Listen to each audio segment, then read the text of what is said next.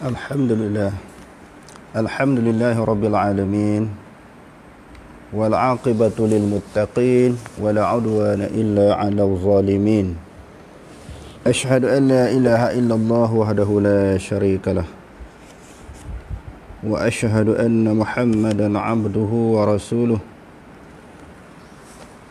Allahumma shalli wa sallim wa barik ala Muhammad wa ala alihi wa ashabihi ajma'in.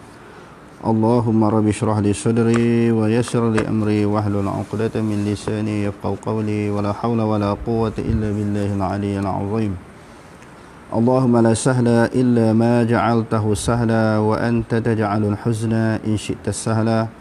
Rabbi yassir wa la tu'assir wa atmim bil khair amma ba'. Faslun. Ini kita belajar satu bab, satu perbahasan baru, iaitu perbahasan yang ke-41. Maknanya kita dah belajar 40 perbahasan. Hari ini kita masuk kepada perbahasan yang ke-41. Suwarul qudwati tis'un. Gambaran-gambaran qudwah, maknanya mengikut, ada 9 perkara. Pada pelajaran kita yang lalu, kita telah membincangkan atau membahaskan syurutul qudwati ahada asyara. Syarat-syarat qudwah. Qudwah ni maknanya syarat mengikut imam. Syarat yang perlu ada kepada makmum. Syarat yang perlu ada kepada makmum mengikut imam. Untuk membolehkan bahawa sembahyang yang dia lakukan itu mempunyai ikatan. Mempunyai ikatan dan hubungan dengan imam. Yang kita belajar semalam dia ada 11. Dan yang seterusnya, perbahasan yang selanjutnya, suwarul qudrati tis'un. Gambaran-gambaran qudwah itu maknanya mengikut imam ada 9 perkara. Dalam 9 perkara, 5 perkara sah ikut dan 4 perkara tak sah ikut. Kita tengok di sini dia kata apa? Tafsihu fi khamsin. Iaitu sah pada 5 perkara. Yang pertama, qudwatu rajulin bi rajulin, lelaki mengikut lelaki. Orang lelaki sembahyang, dia ikut orang lelaki jadi imam. Yang tu sah. Wa qudwatu mar'atin bi rajulin, dan perempuan mengikut lelaki. Lelaki mengikut lelaki, perempuan mengikut lelaki pun sah sembahyang. Wa qudwatu khunsa bi rajulin, maknanya mengikut khunsa dengan lelaki. Khunsa mengikut lelaki. Khunsa jadi makmum, lelaki jadi imam. Khunsa ini, khunsa maknanya seseorang yang tidak jelas sama ada lelaki dan perempuan. Dia ini khunsa ni dia ada 2 alat kelamin. Kalau dipanggil yang tak jelas itu dipanggil khunsa muskil. Dia berat, jantina dia berat belah mana, lelaki ataupun perempuan, itu muskil. Satu lagi dipanggil khunsa wadih, maknanya jantina dia berat kepada salah satu, sama ada mirip kepada perempuan, keinginan dia mirip kepada keinginan perempuan, ataupun keinginan dia keinginan kepada lelaki. Itu yang berlaku, yang disebut di dalam kitab-kitab fiqh. Ada perempuan dan orang lelaki yang menyerupai akan perempuan, dia tetap dikira sebagai lelaki. Dia tetap dikira sebagai lelaki. Yang ini maksudkan khunsa di sini yang mempunyai 2 alat. Dua alat kelamin. Tadi kita sebut kalau yang wadih tu dia berat belah mana. Sama ada berat kepada keinginan kepada lelaki ataupun perempuan, dipanggil khunsa wadih. Kalau muskil, dia tengah-tengah. Tidak jelas. Okey, wa qudwatu khunsa bi rajulin. Maknanya khunsa dia ikut orang lelaki sembahyang. Dia jadi makmum, lelaki jadi imam, sah juga. Wa qudwatu mar'atin bi khunsa. Maknanya perempuan mengikut akan khunsa, pun sah juga sembahyang. Wa qudwatu mar'atin bi imra'atin. Maknanya perempuan mengikut perempuan, sah juga sembahyang. Dalam 9 perkara tadi, 5 yang sah dan 4 yang tak sah. Apa yang tak sah? Wa tabtulu fi arba'in. dan batal sembahyang pada 4 perkara. Batal sembahyang pada 4 perkara. Iaitu qudwatu rajulin bi imra'atin. Maknanya orang lelaki ikut orang perempuan jadi sembahyang. Orang lelaki mengikut orang perempuan sembahyang. Maknanya orang perempuan jadi imam, lelaki jadi makmum. Walaupun perempuan itu qari'ah ataupun alimah, dia seorang yang qari, baik elok bacaan Qurannya, dan dia seorang yang alim. Dia seorang ulama. Lelaki ni orang awam je, orang biasa, pun tak sah juga.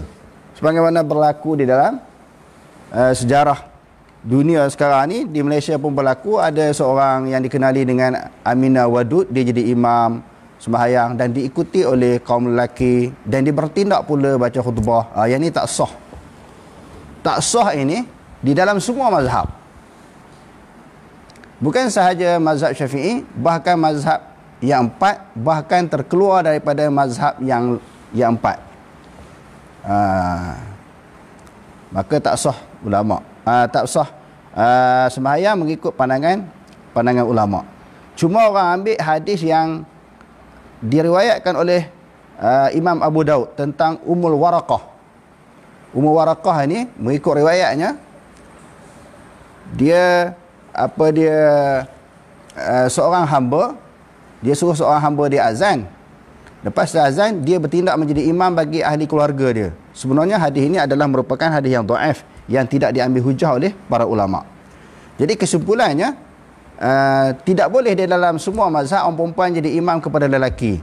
Bahkan di zaman Rasulullah SAW, Ummahatul Mukminin, isteri Nabi, isteri-isteri Nabi ni beberapa orang, di antara orang yang alimnya, Aisyah radhiyallahu anha. Bila Nabi sakit, Nabi tak mengamanahkan, tidak menyuruh isteri dia menjadi imam, ganti dia jadi imam. Sebab apa?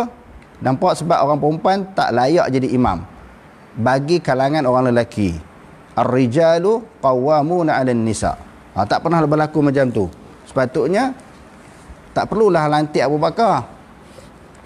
Jadi patutnya dia lantik isteri dia sendirilah, kerana isteri dia adalah merupakan seorang yang alimah. Sebab banyak persoalan yang berkaitan dengan isu-isu agama ni, orang tanya Aisyah radhiyallahu anha. Jadi tentang masalah jadi imam, Rasulullah tak lantik dia jadi imam. Begitu juga tidak pernah berlaku di zaman para sahabat tabi'in orang perempuan ni jadi imam.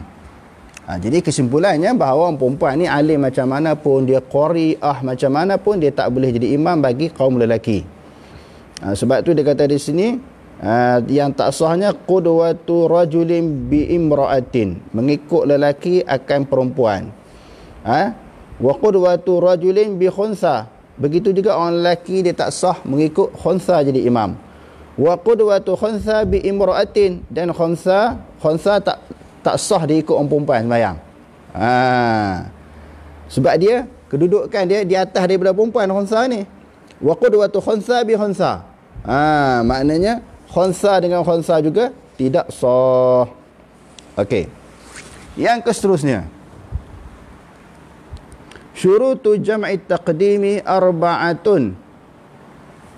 Yang seterusnya, syarat jamak takdim dia ada 4 perkara. Jadi bila kita belajar tentang masalah sembahyang musafir ini, dalam sembahyang musafir dia ada terbahagi kepada 2 perkara. Pertamanya disebut sebagai qasar, yang keduanya disebut sebagai jamak. Adapun qasar ini disebut di dalam Al-Quran, wa idza darabtum fil ardi falaysa 'alaikum junahun an taqsuru minas salah. Apabila kamu bermusafir di atas muka bumi Allah Ta'ala, tidak menjadi kesalahan kepada kamu, tidak menjadi larangan kepada kamu untuk mengqasarkan sembahyang. Oleh kerana itu, semua mazhab di dalam Islam ini menerima adanya sembahyang qasar. Sebab apa menerima adanya sembahyang qasar? Kerana dalilnya ada dalam Al-Quran. Qasar maknanya daripada 4 kita ringkaskan menjadi 2. Cuma menjadi perselisihan daripada kalangan ulama tentang sembahyang jamak. Sembahyang jamak ini diterima oleh sebahagian mazhab dan sebahagian yang lain tidak menerima adanya sembahyang jamak. Yang menerima sembahyang jamak ini sembahyang mazhab Syafi'i, Hambali dan juga Maliki. Adapun mazhab Hanafi dia tak terima jamak hakiki, dia terima hanya jamak suri. Kita dah sebut di dalam pelajaran dan perbahasan kita yang lepas, jamak hakiki ni macam sebab biasa yang kita duk buat lah. Maknanya menggabungkan antara dua sembahyang, sama ada jamak takdim ataupun jamak takhir. Itu jamak hakiki. Adapun jamak suri, jamak hanya di sudut gambaran dia. Jamak hanya di sudut gambaran. Tetapi masih waktu yang berlainan. Zuhur dalam waktu zuhur, asar dalam waktu asar. Sembahyang zuhur di penghujung waktu zuhur. 3-4 minit lagi nak habis waktu zuhur, dia pun bagi salam. Selepas bagi salam, tak berapa lama masuk waktu asar. Sembahyang pula waktu asar di awal waktu. Itu dipanggil jamak suri, jamak di sudut gambaran. Dan jamak di sudut suri ini, walaupun tak musafir boleh ketika sakit, iaitu silatul baul ke ataupun istihadah ke, boleh jamak. Kalau dalam mazhab Syafi'i, Hanafi boleh jamak orang istihadah, dan juga jamak apa dia orang silatul baul jamak suri. Tetapi kalau dalam mazhab Hambali, jamak hakiki boleh. Sebagaimana jamak ketika musafir boleh, begitu juga jamak ketika sakit. Orang uzur sakit ni nak ambil sembahyang, berlaku kesulitan, musyaqqah, kepayahan kepada dia boleh jamak orang yang sakit. Okey, sebab apakah mazhab Hanafi tidak menerima jamak hakiki? Kerana sembahyang itu, kata dia, waktu yang telah ditetapkan. Inna salata kanat 'alal mu'minina kitaban mawquta. Sesungguhnya sembahyang itu bagi orang yang beriman waktu yang telah ditetapkan. Maknanya dalam 5 waktu dah tetap waktu sembahyang masing-masing. Kalau jamak, waktu sembahyang asar bawa kepada sembahyang zuhur, sedangkan asar tak masuk waktu lagi. Itu kalau jamak takdim. Kalau jamak takhir pula, zuhur bawa kepada waktu asar, sedangkan waktu zuhur dah habis. Jadi Imam Hanafi tak terima adanya jamak hakiki di dalam mazhab dia. Kerana yang pertama tidak ada dalam Al-Quran.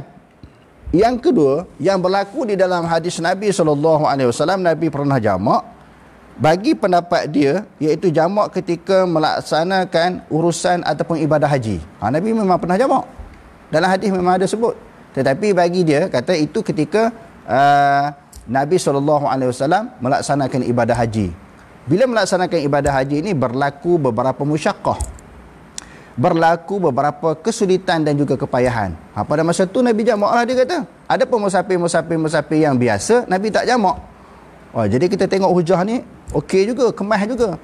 Contohnya ketika Nabi SAW di dalam Fathul Makkah, Nabi daripada Madinah Al-Munawwarah pergi berhijrah ke pergi bermusafir ke Mekah Al-Mukarramah. Di dalam Fathul Makkah ini, di dalam hadis menyebut Rasulullah qasar selama 18 hari.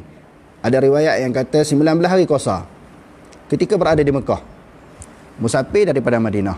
Tapi Rasulullah tak jamak. Bila kita baca dalam hadis-hadis Nabi ini, kita nampak kadang-kadang kuat satu mazhab di sudut dalil, kadang-kadang kuat di sudut mazhab lain pula. Jadi bila kita campur semua mazhab, lebih kurangnya di sudut kekuatan dalilnya. Jadi kalau kita tak mengaji hadis, kita tak tahulah apakah dalil hujah yang diambil oleh mazhab. Kadang-kadang berbeza dengan kita kata salah lah. Biasanya kita mengaji macam ni, kita faham macam ni. Tapi tengok ada mazhab lain, ada orang lain buat khilaf, berbeza dengan kita. Jadi kesimpulannya, perlunya kita mengaji hadis Nabi.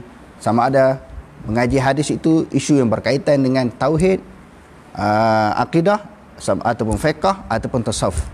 Sebab kembali kepada sunnah ini, pertamanya perbahasannya, dalilnya tepat, maknanya kuat. Yang keduanya, dapat membuka minda kita tentang kepelbagaian mazhab ataupun pandangan di dalam fiqh. Okey, tadi kita sebut apa tadi? Syarat jamak takdim, kan? Dia ada 4 perkara. Cuma kita nak sebut di sini, kalau jamak itu sebahagian mazhab terima, sebahagian mazhab tak terima. Adapun qasar, semua mazhab terima kerana ada dalil daripada Quran. Syarat yang pertama, al-bada'atu bil ula. Syarat jamak takdim ini yang pertama dimulakan dengan sembahyang yang pertama dulu. Itu syarat. Kita tak boleh nak melaksanakan ataupun nak sembahyang jamak takdim ini, kita buat asar dulu, lepas tu buat zuhur. Ataupun kita kalau pada sembahyang maghrib buat isya dulu, lepas tu baru kita sembahyang maghrib. Tak boleh. Maknanya kena zuhur didahulukan. Adapun kalau kita nak buat sembahyang takhir, kita boleh buat zuhur dulu pun boleh, ataupun asar dulu pun boleh kalau takhir. Maghrib kita nak sembahyang isya dulu pun boleh, lepas tu kita sembahyang maghrib boleh. Tapi jamak takdim tak boleh. Dia mesti kita sembahyang yang sahibul waqti, maknanya yang mempunyai waktu yang terlebih dahulu. Dia kata di sini mulakan dengan yang mempunyai waktu. Itu jamak takdim. Kalau zuhur, zuhurlah dulu. Kalau kita kata maghrib, maghriblah sembahyang dulu. Yang kedua, syarat yang kedua, wa niyatul jam'i fiha. Niat jamak padanya. Maknanya ketika kita sembahyang tu, sahaja aku sembahyang fardu zuhur, qasar serta jamak kepada asar kerana Allah Subhanahu wa taala. Ataupun kalau sembahyang maghrib, sahaja aku sembahyang fardu maghrib serta jamak kepada fardu isya kerana Allah. Cuma saya nak ulang balik berhubung dengan masalah niat. Niat itu adalah merupakan suatu pekerjaan hati ataupun suatu lintasan di dalam hati. Qasdu syai' muqtarinan bi fi'li. Maknanya qasad sesuatu berserta dengan perbuatan. Bila kita nak sembahyang jamak, secara automatik, secara langsung kita tahu dah apa benda yang kita nak buat. Masa takbir tu tadi, duk ingat nak makan morel ke, nak makan bubur lambuk ke ketika takbir tu. Apa niat dalam hati kita? Sudah tentu bila kita takbir tu, Allah tu kita dah masuk dah niat. Sebelum kita takbir lagi dah dia mari niat. Niat apa? Kita nak jamak. Jamak apa? Jamak takdim. Bila Allah tu dia mari dah, Allahu Akbar. Kita tahu dah apa yang kita nak buat. Kita nak sembahyang jamak jamak takdim. Zuhur berserta dengan asar. Sama ada dia makmum ataupun dia imam. Maknanya masalah niat tidak menjadi kekeliruan. Tak perlu keliru. Dan tak perlu takbir panjang-panjang sebagaimana yang kita sebut. Dan yang seterusnya, yang ketiga, wal muwalatu bainahuma. Maknanya berturut-turut di antara keduanya. Maknanya selepas sembahyang zuhur, jangan diselang, direnggang, dipisahkan dengan masa yang panjang. Selepas tak sembahyang zuhur, contoh kalau kita sembahyang jamak takdim kan, terus selepas pada itu sembahyang asar terus. Kalau sembahyang maghrib, selepas habis bagi salam, terus sembahyang maghrib terus. Jangan diselangi. Kalau diselangi, suatu masa yang membolehkan sembahyang, kita sembahyang 2 rakaat umpamanya, maka tak sah di dalam mazhab Syafi'i. Maka mesti mualat. Tetapi saya tengok di dalam kitab-kitab yang lain, di antaranya di dalam kitab fiqh sunnah, maka mualat bukan merupakan syarat. Mualat bukan merupakan syarat. Cuma saya nak sebut di sini di dalam mazhab Syafi'i. Maknanya seseorang yang sembahyang jamak dia di satu tempat, sembahyang jamak takdim, lepas tu dia pergi tempat lain pula, dia boleh sambung balik sembahyang yang kedua, maka tidak menjadi suatu kesalahan. Cuma di dalam mazhab Syafi'i tak boleh. Dalam mazhab Syafi'i dia kena mualat. Wa dawamul uzri ila al-ihtirami bithaniyah, bitaliyah. Maknanya berkekalan keuzuran hingga takbiratul ihram yang kedua, bithaniyah. Bithaniyah. Sa di situ. Kalau taliyah maknanya yang berikutnya, kalau thaniyah yang kedua. Dia kata di sini wa dawamul uzri ila al-ihtirami bithaniyah. Berkekalan uzur itu sehingga takbiratul ihram yang kedua. Maknanya sembahyang pertama selesai dah sembahyang zuhur, kita nak sembahyang asar. Maknanya sebab kita nak gabungkan kepada dua sembahyang. Mestilah keuzuran itu berkekalan. Maksudnya selama mana tidak balik ke tempat kita masing-masing, tak balik ke rumah, maka kita maksudnya masih berada di dalam musafir. Selagi mana berada di dalam musafir, bolehlah kita melaksanakan jamak. Tetapi sebaliknya, kita dah balik ke rumah, maka tak boleh lah. Bila dah sampai ke rumah, kita kena semayang tamam, maka semayang sempurna 4 rakaat. Dia tak boleh buat qasar dan tak boleh buat jamak. Ini di dalam mazhab Asy-Syafi'i.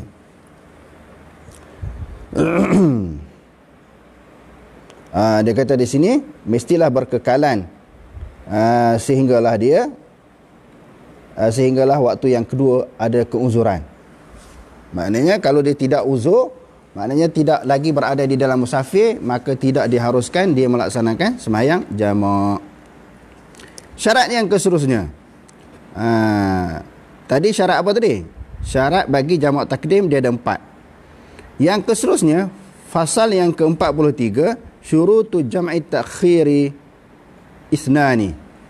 Syarat kepada jamak takhir ada 2 perkara sahaja. Yang pertamanya niatut takhiri. Niat takhir lah. Kerana di dalam mazhab Syafi'i, setiap ibadat itu didasari dengan niat. Termasuklah sembahyang. Bila sebut sembahyang ni, sembahyang apa? Sembahyang sunat ke, sembahyang wajib ke, jamak ke, sembahyang qasar ke, sembahyang tarawih, sembahyang apa-apa sembahyang, mesti kena niat. Ada kata waqad baqiya min waqtil ula. Niat itu di dalam waktu yang pertama, ma yasauha. Suatu keluasan yang ada padanya. Kita nak niat jamak ini, jamak takhir, mesti pada sembahyang yang pertama tu dah kita pasang niat. Bukan dah habis sembahyang pertama, sembahyang kedua baru nak pasang niat kita jamak. Kita nak pasang niat jamak itu ketika sembahyang yang pertama. Contohnya sama ada sembahyang zuhur ke ataupun sembahyang maghrib. Masa sembahyang pertama tu kita niat kita nak jamak kepada sembahyang yang kedua. Yang keseterusnya, dawamul uzri, maknanya sebab dia ada 2 syarat je, syarat jamak takhir, maknanya pasang niat pada sembahyang yang pertama. Yang kedua, berkekalan uzur itu sehingga masuk waktu yang kedua. Maknanya selagi mana juga sebelum habis waktu. Maknanya sebelum habis waktu. Kalau dah habis waktu, maka dia niat jamak, sembahyang itu dianggap sebagai qada. Sebab dia sembahyang di luar waktu. Kesimpulannya, sembahyang jamak takdim ke ataupun sembahyang jamak takhir ke, mesti berada di dalam waktunya. Maksudnya kalau sembahyang takdim, mestilah di dalam waktu zuhur. Mestilah waktu zuhur tu masih ada. Kalau nak sembahyang jamak takhir, mestilah waktu sembahyang jamak takhir itu masih berada di dalam waktunya. Contohnya kalau kita nak sembahyang jamak takhir, sembahyang asar dulu, tetapi janganlah habis waktu asar masuk waktu maghrib baru sembahyang. Itu yang dimaksudkan, mesti ada waktunya lagi. Yang keseterusnya, okey, kita dah baca berapa bab hari ini? 4 bab. 4 bab kita baca. Sekiranya ada sesuatu kemuskilan yang berkaitan dengan sembahyang jamak ini, sembahyang musafir, sama ada melibatkan sembahyang qasar ataupun jamak, dan permasalahan yang berlaku, hadirin hadirat boleh kemukakan soalan kepada saya. InsyaAllah kita akan jawab pada pelajaran yang akan datang. Dan kita akan sambung pula tentang perbahasan masalah puasa yang kita baca pada pelajaran kita yang lalu, iaitu permasalahan fiqh yang berkaitan dengan masalah hukum puasa. Soalan yang keseterusnya, jarak yang diharuskan berbuka bagi musafir. Sebab kan dalam Al-Quran ayat yang selalu kita baca, faman kana minkum maridan aw ala safarin fa'iddatun min ayyamin ukhra. Dan barang siapa yang musafir ataupun dia sakit, dia dibenarkan berbuka puasa. Jadi para ulama membincangkan tentang masalah bila kata musafir boleh berbuka puasa, jarak, berapa kadar jarak, berapa masafah, berapa jauh yang diharuskan kita berbuka puasa. Soalannya, berapa jarak yang diharuskan berbuka bagi orang yang bermusafir? Benarkah jaraknya 81 km? Ini soalan yang orang kemukakan kepada Dr. Yusuf Al-Qardawi. Bolehkah dia membuka puasanya sedangkan dia tidak menghadapi sebarang kesulitan dan kerumitan semasa perjalanan? Asal-asal diharuskan, disyariatkan berbuka puasa ini bagi orang musafir kerana pada masa itu berlaku kesulitan. Ada yang bersafir jalan kaki, naik kuda, unta, kaldai dan sebagainya. Begitu juga masalah boleh makan ketika musafir. Kerana asal-asal hukumnya berlaku di zaman Nabi SAW, mereka terdedah dengan kepayahan, kesulitan dan kerumitan. Sebab itu syarak memberi kelonggaran, memberi suatu rukhsah. Adapun di zaman kita sekarang ini, kesulitan itu tak berlaku lagi. Bahkan orang musafir sekarang ni senang, naik kapal terbangnya, kereta, kenderaan canggih, cepat sampai, tak penat badan, ada bekalan makanan. Jadi macam mana, boleh ke tak boleh?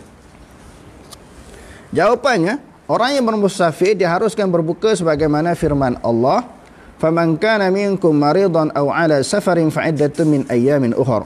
Dan barang siapa sakit dalam perjalanan maknanya dalam musafir, lalu dia berbuka, maka wajiblah baginya berpuasa sebanyak hari yang ditinggalkannya itu pada hari-hari yang lain. Maka dia boleh berbuka, tetapi dia wajib qada selepas daripada bulan Ramadan.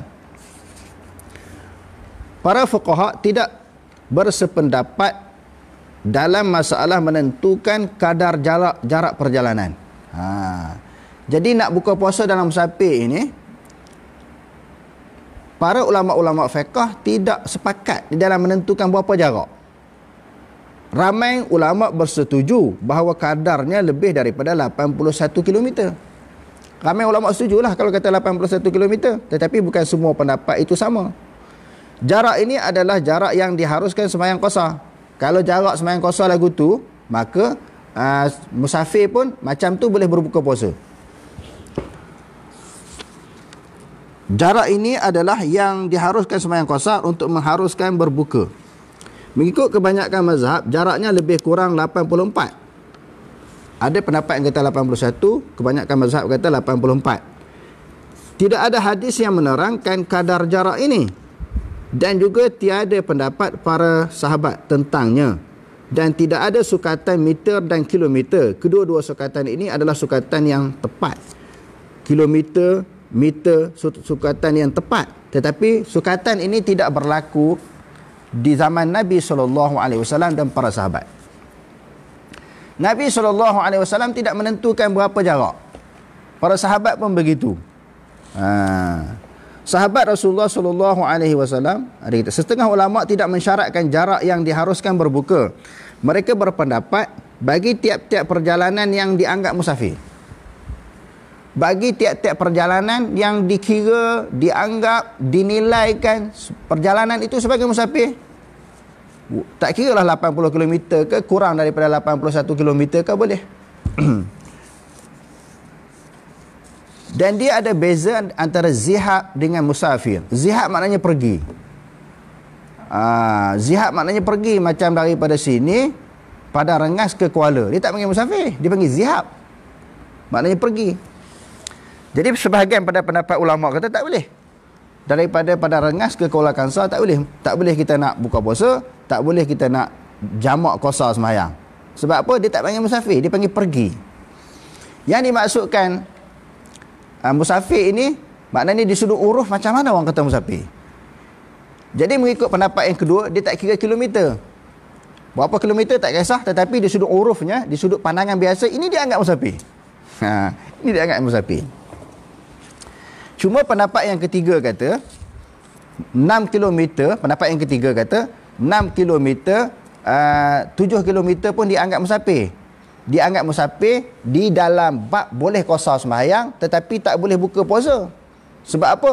Sebab pada masa itu mereka masih mempunyai kekuatan dan mempunyai, kita kata, kemampuan untuk meneruskan puasa.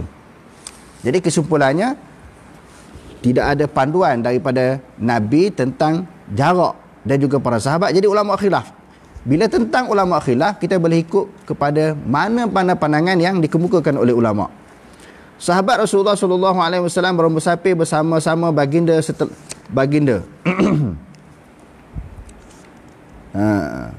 dan baginda bersabda, sebahagian daripada kami berpuasa dan yang lainnya berbuka. Sahabat-sahabat kata mereka telah bermusafir bersama dengan Rasulullah. Sebahagian daripada kami berbuka dan yang lain berpuasa. Orang yang tidak berpuasa tidak mempelawa air kepada orang yang berpuasa, dan begitulah sebaliknya. Rasulullah, para sahabat pernah musafir dengan Rasulullah banyak kali lah dalam bulan puasa.